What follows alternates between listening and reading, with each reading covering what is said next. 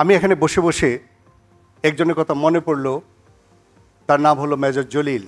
উনি কথা বলেছিলেন তার বইয়ের মধ্যে যে স্বাধীনতা অর্জনের চেয়ে স্বাধীনতা রক্ষা করা অনেক কঠিন।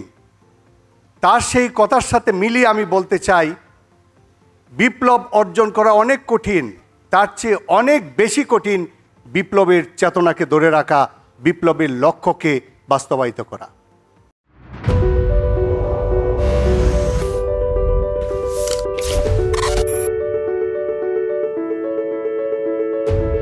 বাংলাদেশে বর্তমানে প্রায় 200-র উপরে ভাইস চ্যান্সেলর। বাংলাদেশে যারা ইয়াংগেস্ট ভাইস চ্যান্সেলর, আমি তাদের একজন, কাজে আমাকে বিসিদের মধ্যে তরুণ বিসি বলা যেতে পারে।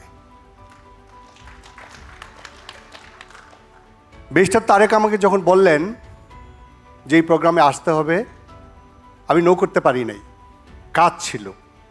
কেন পারি নাই? কারণ এই ওয়াইবিবির যাত্রা যখন শুরু হয় 2013-তে হোটেল আগ্রাবাদের প্রোগ্রামে আমি ছিলাম। আমি মনে করেছি এই প্রোগ্রামে আমার থাকা দরকার, এবং আরেকটা কারণ আছে, সেটা হলো আমি শুধুমাত্র ইস্টার্ন ইউনিভার্সিটির ভাইস চ্যান্সেলর নই, বাংলাদেশের 116টা বেসরকারি বিশ্ববিদ্যালয়ের আমাদের শিক্ষকদের একটা সংগঠন আছে, Bangladesh society for private university academics. আমি এই শিক্ষক সংগঠনের বর্তমান প্রেসিডেন্ট। কাজে আমার কাজ হলো এই মেসেজটা সারা বাংলাদেশের বিশ্ববিদ্যালয়ের শিক্ষকদের কাছে পৌঁছে দেওয়া, ওয়াইবিএফ কী কাজ করছে, তাদের পাশে যাতে আমরা সবাই থাকতে পারি। আজকে আপনারা যারা এই জেনারেল কমিটির মেম্বার, অনেক কথা শুনছেন, সবাই আপনাদেরকে উদ্বুদ্ধ করছে। আপনাদের জীবনে সফলতা আসুক, সেটি আমরা কামনা করছি। কিন্তু একটা জিনিস মনে রাখবেন, সফলতা অনেক কঠিন জিনিস। এই যে আজকে অগাস্ট মাস, এটাকে আমি অগাস্ট বলবো না, আজকের দিন হলো জুলাই 33। এই জুলাই 33 গত বছরে ছিল, এইবারও আছে। কিছু পার্থক্য কি বোঝা যায়?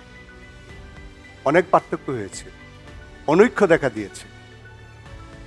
একটা লেভেল পর্যন্ত অনৈক্য অ্যাকসেপ্টেবল গণতন্ত্রের চর্চার জন্য, কিন্তু অনৈক্য যখন বেশি দেখা দেয় তখন কিন্তু দেশের জন্য, উন্নয়নের জন্য সেটা ভালো নয়।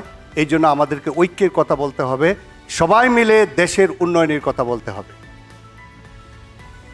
এই জন্য জুলাই বিপ্লবের লক্ষ্যকে আমাদেরকে বাস্তবায়িত করতে হবে। এটা নির্ভর করছে আগামী দিনে বাংলাদেশে ভবিষ্যৎ প্রজন্মকে আবার রক্ত দিতে হবে কি হবে না, এটা নির্ভর করছে এখানে যারা আছে তাদের উপরে। বিশেষ করে সামনের সারিতে অনেক রাজনীতিবিদ আছেন।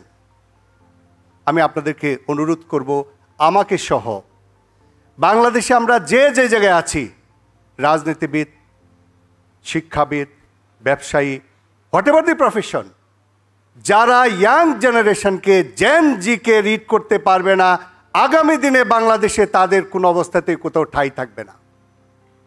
এই জন্য বর্তমান প্রজন্মকে বুঝতে হবে, বর্তমান প্রজন্মকে বুঝে রাজনীতি করতে হবে, সকলকেই তাদেরকে বুঝতে হবে।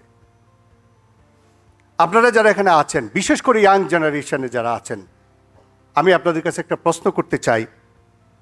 আপনারা জীবনে সফল হবেনই এমন কে কে একটু হাত তুলেন তো? জীবনে আমি সফল হবই। গুড। আমি আসলে ওয়াইবিবির কাউন্সিলর মেম্বারদেরকে এখানে দেখতে পাচ্ছি না। আমি দেখতে পাচ্ছি আমার সামনে উপস্থিত আছে নেপোলিয়ন বোনাপার্ট। নেপোলিয়ন বোনাপার্ট যারা ভাগ্যরেখা গণনা করে, তাদের কাছে গিয়ে বললেন যে আমার ভাগ্যটা একটু দেখে দেন তো, আমার ভাগ্য কি আছে। জ্যোতিষী বললেন, আপনার তো ভাগ্যরেখাই খুঁজে পাওয়া যাচ্ছে না। উনি একটা ছুরি নিয়ে হাতের মধ্যে দাগ দিলেন। উনি বললেন, I am the architecture of my own fortune. আমি নিজেই আমার নিজের ভাগ্য নির্মাতা। উনি বললেন, আগামী দিনে ফ্রান্সের সম্রাট হব আমি। উনি হয়ে দেখিয়েছেন। এই জন্য আপনারা যারা সাকসেসফুল হওয়ার জন্য চিন্তা করছেন, এই সাকসেসফুল আপনি হবেন কি হবেন না, এইটা নির্ভর করছে আপনার উপরে। আমরা যেখানে কথা বলছি, যারা কথা বলছি, তাদের উপরে নয়। সাকসেসের কয়েকটা মন্ত্র আছে, আপনাদেরকে বলে দিই। 1 নাম্বার মন্ত্র, আপনাদের যাদের ঘরে পিতামাতা আছে আপনি মনে রাখবেন, পিতা মাতার সেবা করা সফলতার অন্যতম চাবিকাঠি। আমি প্রফেসর সুবহানী যদি এই কথা বলি, আপনারা হয়তো বলবেন যে এই কথার কি গুরুত্ব আছে।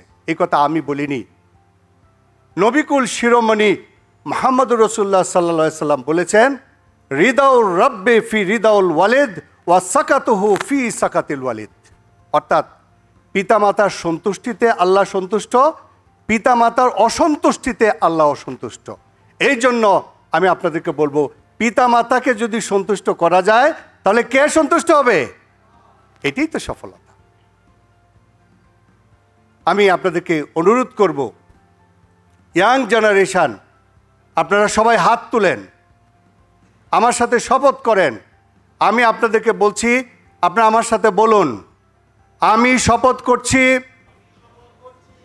আমি আমার পিতামাতাকে কখনোই বৃদ্ধাশ্রমে পাঠাবো না।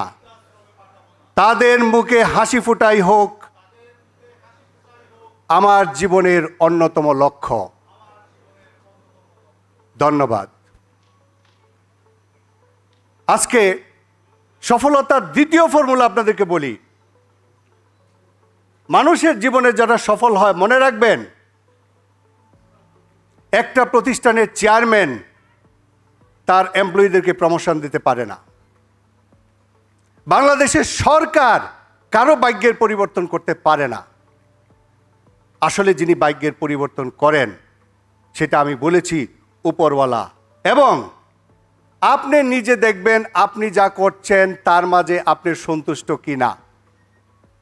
The work what you are doing, do this most effectively and efficiently. This is the formula for another success. আপনি দেখবেন যে যদি চা স্টলে যান, যে দেখবেন যে ওই জায়গায় তারেক জিয়াকে নিয়ে কত সমালোচনা হচ্ছে, ডক্টর ইউনূসকে নিয়ে কত সমালোচনা হচ্ছে। মনে হচ্ছে ওই জায়গায় গেলে দেখা যাবে যে রাজনীতিবিদদের 14 গোষ্ঠী উদ্ধার করছে। মনে হচ্ছে এই যে চা বিক্রেতা সহ যারা চা বিক্রি করছে তাদেরকে যদি দেশের প্রধানমন্ত্রী করে দেওয়া হয়, মনে হয় যে দেশ সবচেয়ে ভালো চালাবে। কিন্তু দুর্ভাগ্যজনক হলো, চা খাওয়ার পরে আপনি বলবেন যে চাটাই তো ভালো হয় নাই।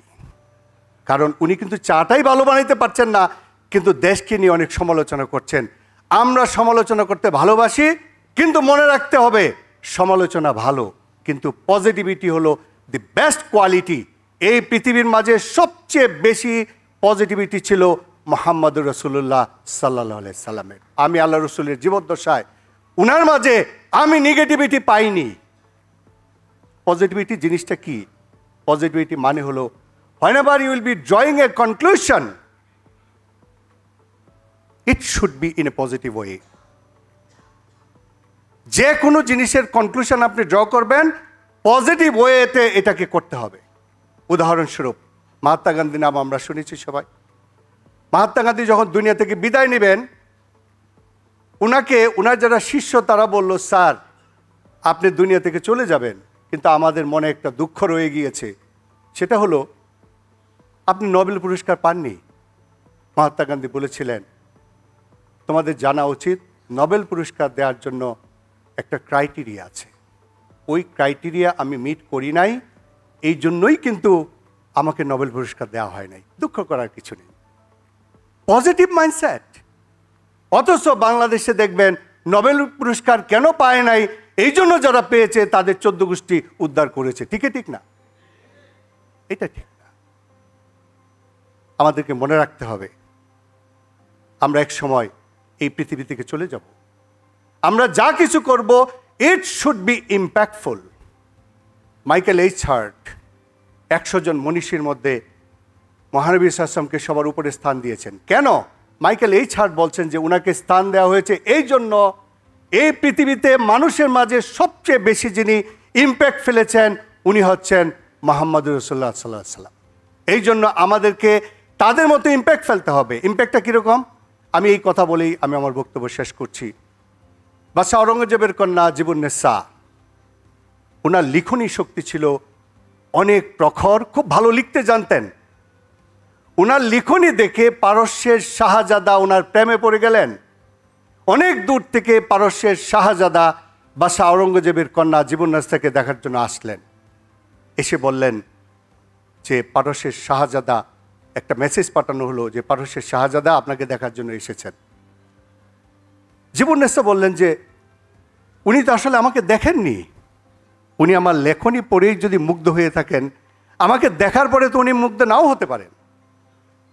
এই জন্য উনি আরেকটা চিরকুট পাঠালেন পারস্যের শাহজাদের কাছে, যে জায়গায় লেখা ছিল দর্শকুনে মাকফি মানাম চু বয়ে গুলদার বুর্গে গুল হারকে দিদারে মাইলে দারাদ দর্শকুনে বিনা দামরা।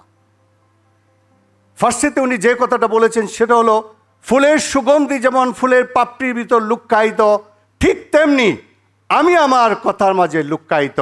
সুতরাং যে আমার দর্শনাকাঙ্ক্ষী তার উচিত আমার কথার মাঝে, আমার সাহিত্যের মাঝে আমাকে খুঁজে ফেরা। জীবন্যাস দেখা দেননি। এখন আমি বলি আমাদেরকে ইম্প্যাক্ট ফেলতে হবে। এই যুব সমাজ সহ যারা আছে তাদের সবাইকে এমন কাজ করতে হবে যাতে আমরা চলে গেলেও মানুষ আমাদের কথা বলে। এই জন্য আমি বলি আসুন আমরা এমন জীবন গড়ে তুলি যাতে আমরা চলে গেলেও মানুষ আমাদের কথা মনে মনে রাখবে।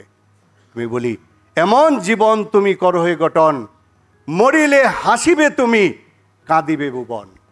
এমন জীবন তুমি করো না গঠন, মরিলে কাঁদিবে তুমি হাসিবে ভুবন। আল্লাহ রাব্বুল আলামিন আমাদের সকলে সহায় হন। আল্লাহ হাফেজ। আসসালামু আলাইকুম।